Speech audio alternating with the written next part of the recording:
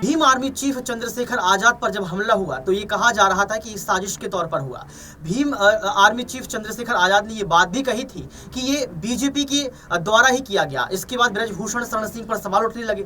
तो क्या ये मान लिया जाए कि भीम आर्मी चीफ चंद्रशेखर आजाद जो बात कह रहे थे उसमें सच्चाई है? नमस्कार, आपके साथ मैं हूं ऋतिक सविता। स्वागत है आपका नेक्स्ट 9 न्यूज पॉलिटिकल बाइट में। दर्शकों, पहले आप यहां पर चंद्रशेखर आजाद को सुनिए कि किस तरीके से वो भारतीय जनता पार्टी को घेरने का प्रयास कर रहे हैं। लेकिन जैसे ही मनीष ने गाड़ी को मेरे कहे से यू टर्न लिया, उनको समझ आया कि ये जिंदा है, तब वो वहाँ से भागे। हमने पुलिस को बताया कि ये गाड़ी का नंबर है, फिर उन्होंने उसको इंक्वायरी किया। पुलिस के अच्छे अधिकारी यहाँ हैं, उम्मीद है वो अच्छा काम भी करेंगे।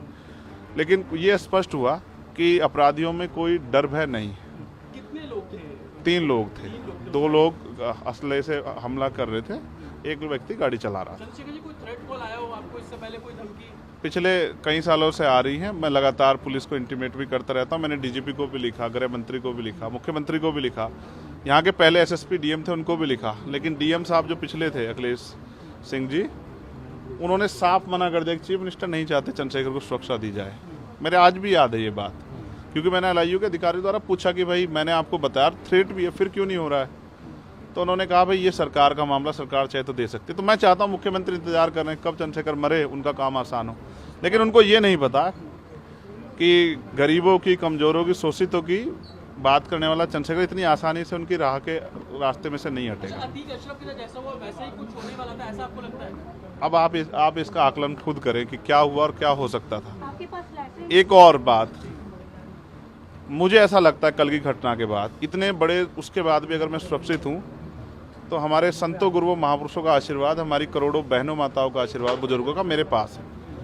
और मैं जो जिम्मेदारी मैं लेके मैदान में आया हूँ, बाबा साहब अम्बेडकर, माननीय काशीराम साहब, सदगुरु रविदास जी का जो बेगमपुरा राज का सपना है, मानवता के राज का सपना है, संविधान को लागू कराने का है, इन वर्गों को अधिकार देने का है, जब तक वो पूरा नहीं होगा मैं कहीं जाने वाला भी नहीं। गाड़ी को मीरकपुर में छोड़कर अपराधी भाग जाते हैं, तो उसको कुछ और बता रहे, कुछ तो कहानी कुछ और नया मोड़ देने की कोशिश हो सकता है वो चाहते थे जो गुजरों और दलित समाज में एकता बनी है वो एकता टूट जाए। ये होगा ही नहीं कभी, ठीक है, ये नहीं हो सकता है। पंचायत आप लोग कर रहे हैं अपनी मांगों को लेकर? हमारी लीडरशिप ने ये निर्णय लिया है कि जब 24 घंटे में गिरफ्तारी नहीं हुई तो हमें अपने लोगों को भी जवाब देना है। तो इसलिए शायद उन्होंने 3 तारीख का समय रखा है, मैं उसका हिस्सा बनूंगा। अमेठी के अंदर एक फेसबुक वायरल हुई है पोस्ट जिसमें आपको मारने की वो की गई अमेठी है, क्षेत्रीय महासभा कई है उसके अलावा। ठीक है, देखिए लोकतंत्र है, उनके अधिकार है, मारे या छोड़े। मैंने कहा ना, मैं पहला थोड़ा ही हूँ जो मारा जा रहा हूँ या जिसको मारने का प्रयास किया। मुझसे पहले बहुत मरे हैं, लेकिन उनको कोई जान नहीं रहा था। मुझे लोग जानते हैं तो मेरी बात पे बात आगे बढ़ रही, लेकिन मैं अपने लोगों को मरने नहीं दूंगा। ये भी मैं उनको संदेश देना चाहता हूँ। तो सुना आपने इस वीडियो को सुनने के बाद आपको पता लग गया होगा कि एक तरफ विपक्षी एकता की बात की जा रही है, गठबंधन की बात की जा रही है, और इस बीच चंद्रशेखर आजाद ने ये खुलासा कर दिया कि ये बीजेपी की साजिश है। तो क्या इसमें ब्रजभूषण शरण सिंह का हाथ हो सकता है? ये समय तय करेगा। आज के लिए सिर्फ इतना ही। देखते रहिए नेक्स्ट 9 न्यूज पॉलिटिकल बाइट।